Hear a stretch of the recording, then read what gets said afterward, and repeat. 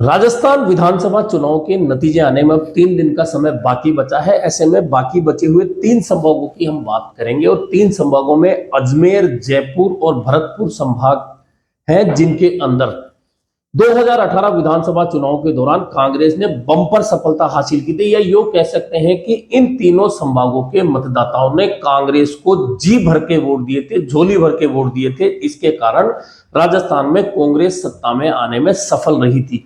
लेकिन 2023 विधानसभा चुनाव के मतदान के बाद में जो तस्वीर उभर रही है, सब जगह खबर आ रही है, चर्चाएं आ रही है, उसके अनुसार अब ये तीनों ही संभाग कांग्रेस के लिए घाटे का सौदा साबित हो सकते हैं।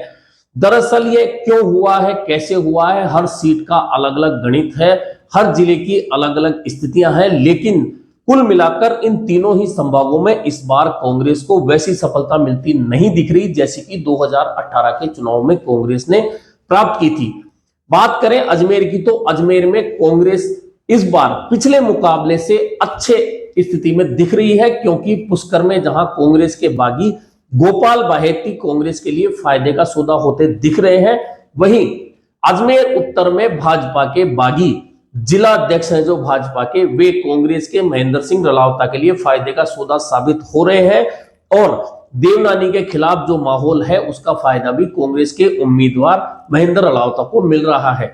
वहीं अजमेर दक्षिण में कांग्रेस कड़े टक्कर में है, लेकिन फिर भी भाजपा का परंपरागत वोट टूट नहीं पाया है। इसके अलावा बात करें हम नशीराबाद की, तो नशीराबाद में त्रिकोणीय मुकाबला है और वहां भाजपा के बागी उम्मीदवार जो जिला प्रमुख के पुत्र हैं, वे नुकसान पहुंचा रहे हैं कांग्रेस को। हालांकि मुकाबला काफी कम अंतराल वाला है, ऐसे में देखना रोमांचक होगा कि वहां परिणाम किस ओर जाता है। मसूदा पर बहुकोणीय मुकाबला बना हुआ है, वहां कांग्रेस के राकेश पारिक बहुकोणीय मुकाबले में फंसे हुए, क्योंकि मेहराब, काठा, चीता वहां अल्पसंख्यक जो मतदाता है उनका एक उम्मीदवार खड़ा है, वहीं एक रावत है। ऐसे में रावत जो परंपरागत भाजपा का वोट बैंक है, अगर रावत उम्मीदवार ज्यादा वोट ले लेता है या काठा उम्मीदवार ज्यादा वोट ले लेता है, यही दोनों तय करेंगे कि किसकी हार जीत होने वाली है।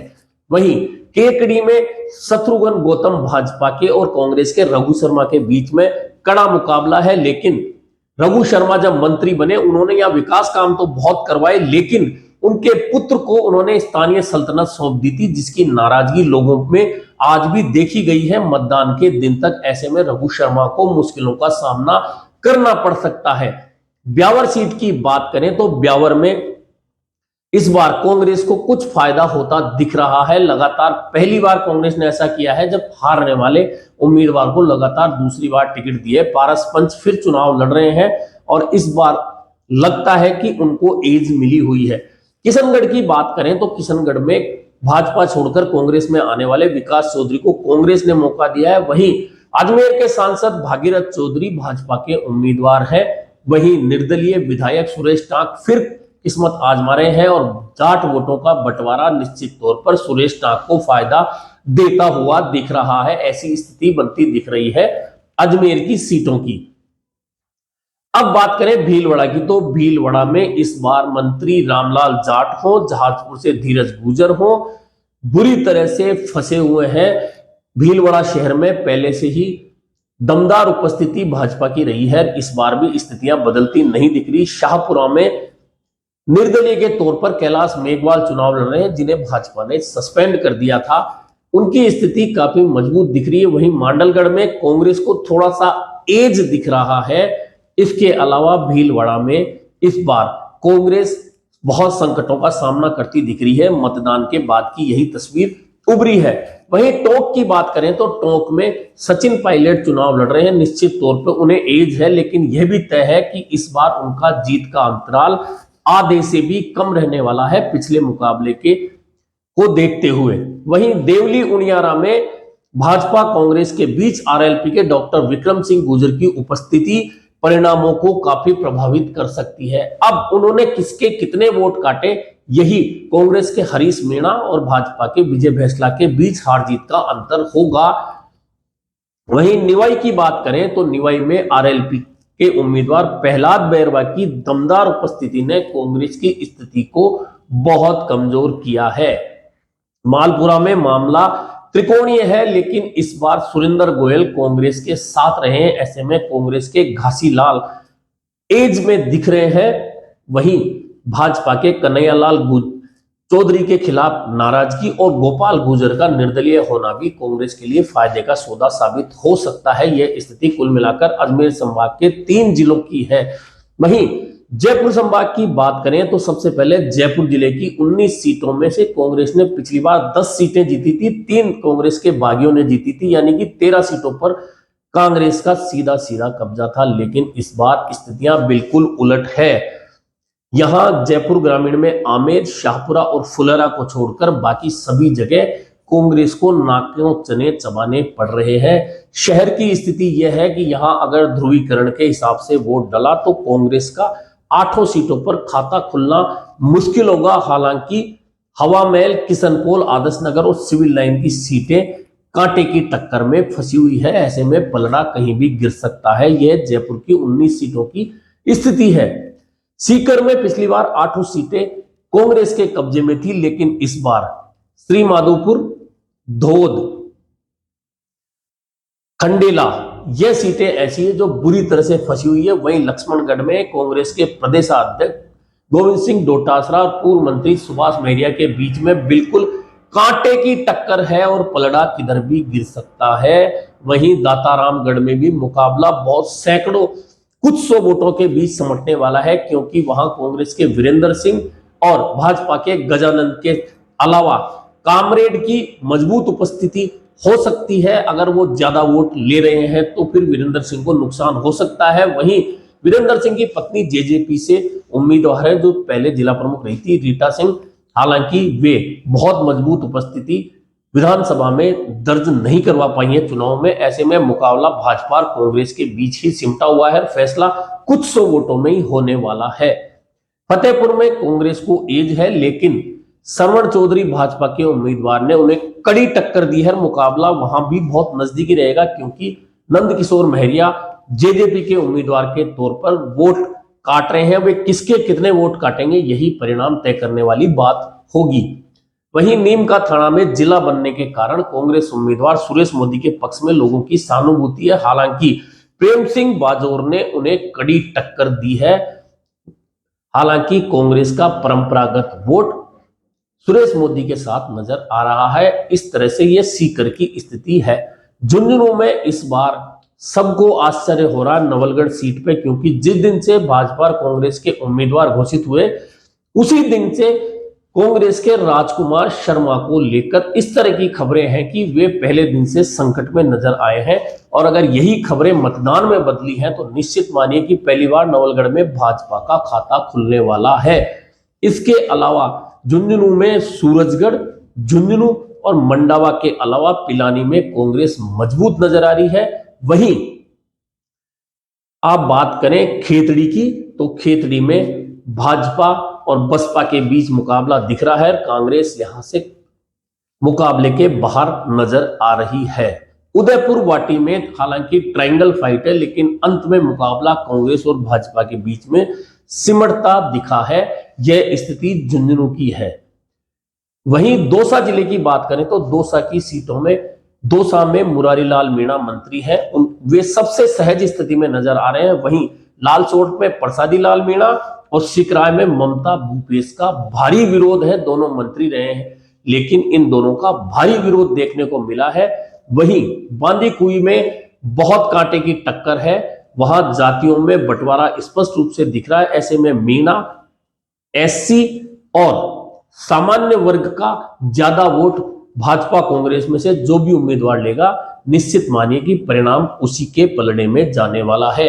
महुआ के अंदर ओम प्रकाश उड़वा को कांग्रेस ने टिकट दिया है, लेकिन उनका भारी विरोध हुआ और कांग्रेस के बागी रामनिवास गोयल भी मैदान में है। वहीं राजेंद्र मीणा के साथ में भाजपा के साथ में ट्रायंगल फाइट है और रामनिवास गोयल जितने वोट लेकर जा रहे हैं निश्चित मानिए वे कांग्रेस को बड़ा डेंट करते दिख रहे हैं। यह स्थिति दौसा जिले की है।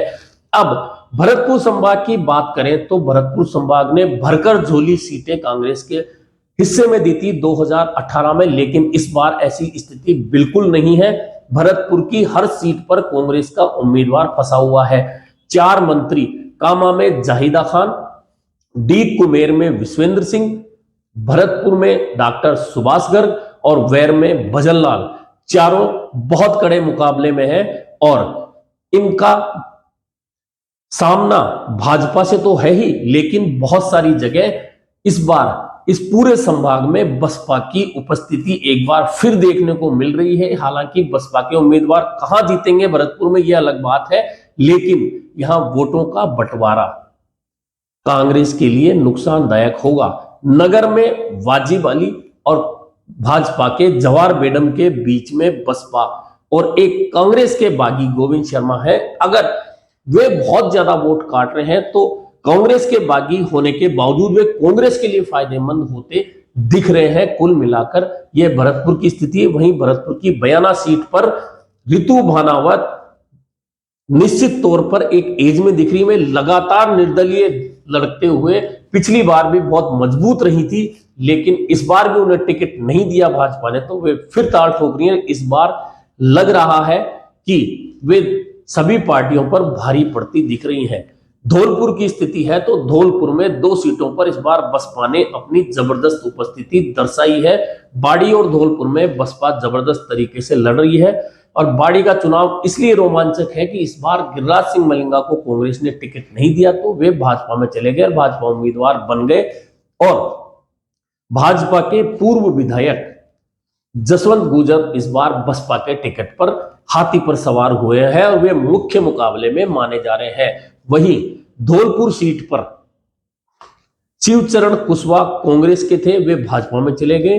शोभा रानी भाजपा की विधायक थी, वे कांग्रेस के टिकट पर आ गई, यानी अदला बदली हो गई। यहां भी बसपा दोनों के लिए संकट का कारण बनी हुई है।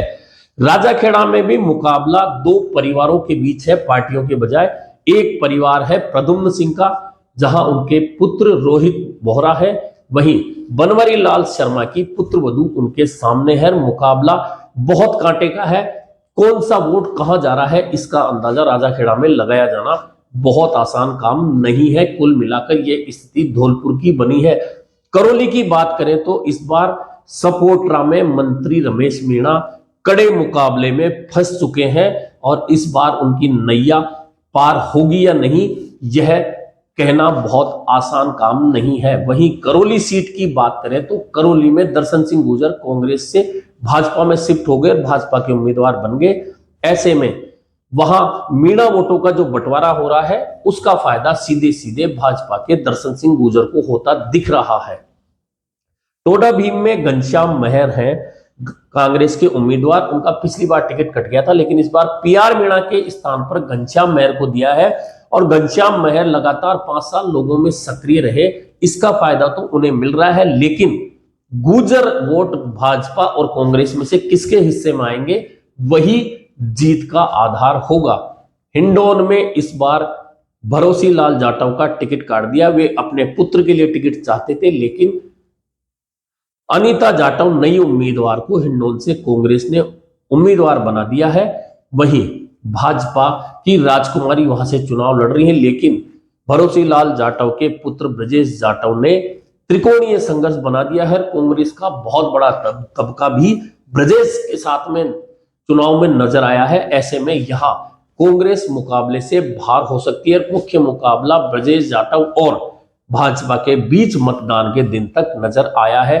कुल मिलाकर इन तीनों संभावकों की बात करें जिन्होंने भरकर झोली कांग्रेस को 2018 में सीटें दी थी, वहीं इस बार यहां स्थितियां कांग्रेस के लिए बहुत विकट है और निश्चित मानिए कि जिन 3 संभागों ने कांग्रेस को सत्ता के शिखर तक पहुंचाया था, अब वे ही संभाग बिल्कुल उलट स्थिति में खड़े दिख रहे हैं।